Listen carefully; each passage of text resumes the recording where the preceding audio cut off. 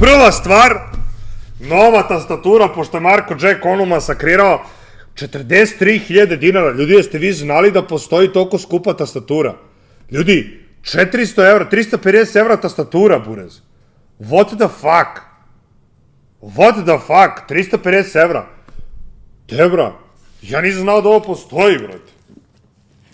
Ajmo tebra, unbox tastature. Pa ja sreći se zbog tastature jer nisam kupio tastaturu novu, ne pamtim, ono. Bukvalno, za te pare sama mora da piše, brate. Open this for glory. Ma nabijem te ja na jaje.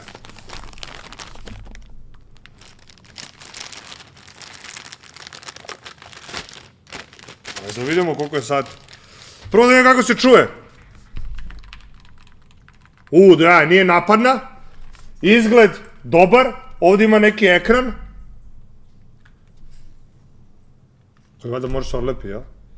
Ovo je zaštita, nije. Kurac. Ima ekrančić na tastaturi. Da, bolove u četu, brate. Ozbiljna tastatura, brate, nema greške. Nema greške, burazeru. Kabel, normal. Ali ovdje imam drugi kabel, imam razerov kabel, tako ću njega da prespojim.